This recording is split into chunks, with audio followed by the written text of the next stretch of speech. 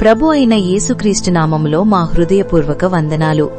ఈ దిన వాగ్దానము: దేవుణ్ణి ప్రేమించువారికి అనగా ఆయన సంకల్పము చొప్పున పిలవబడిన వారికి మేలు కలుగుటకై సమస్తమును సమకూడి జరుగుచున్నవని ఎరుగుదుము. రోమీలకు 8వ అధ్యాయము 20వ వచనము. దేవుణ్ణి ప్రేమించువారికి జీవితంలో జరిగే ప్రతి విషయము, మంచిదైనా కష్టమైనదైనా, అన్నీ కలిసి వారి మేలుకే పనిచేస్తాయి అని ఈ వాక్యం మనకు బలమైన ఆశను ఇస్తుంది. మనకు అర్థం కాని పరిస్థితులు వచ్చినప్పుడు కూడా దేవుడు తన సంకల్పం ప్రకారం మన జీవితాన్ని నడిపిస్తున్నాడని నమ్మాలి. కష్టాలు కూడా దేవుని ప్రణాళికలో భాగమే. అవి మనలను బలపరచడానికి, ఎదగడానికి ఉపయోగపడతాయి. కాబట్టి ఏ పరిస్థితిలోనైనా మనము దేవునిపై విశ్వాసముంచాలి.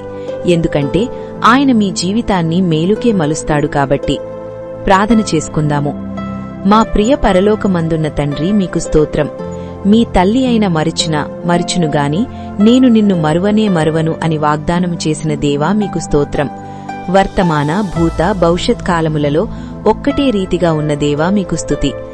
ఆపద మాడుటకు నేను నరుడను కాదు అని పలికిన దేవా, మీకు స్తోత్రం. ఈ దిన వాగ్దానము ద్వారా మాతో మాట్లాడిన దేవా, మీకు స్తోత్రం.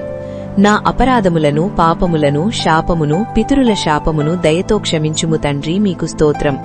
ఈ దిన ఆహారము మాకు దయచేయుము దేవా, మీకు స్తోత్రం.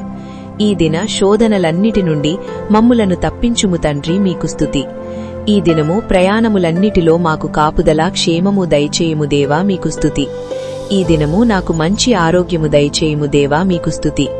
ప్రతి అనారోగ్య సమస్య నుండి స్వస్థత, విడుదల దయచేయుము తండ్రి, మీకే స్తుతి.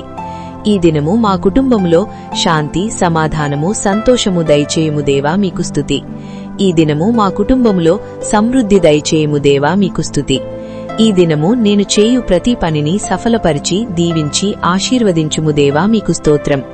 ఈ ప్రార్థనంతయు నజరేయుడైన యేసుక్రీస్తు నామములో వేడుకొని అడుగుచున్నాను తండ్రి, ఆమేన్. ఆశీర్వాదము. తండ్రి యొక్క ప్రేమ, కుమారుని యొక్క కృప, పరిశుద్ధాత్మ దేవుని యొక్క నిత్య సహవాసము వింటున్న మీకందరికీ ఇప్పుడును ఎల్లప్పుడును సదాకాలము తోడైయుండునుగాక, ఆమేన్. మీ ప్రార్థనా విన్నపాలను 7090734581 సెల్ నంబర్కు వాట్సాప్ చేయండి.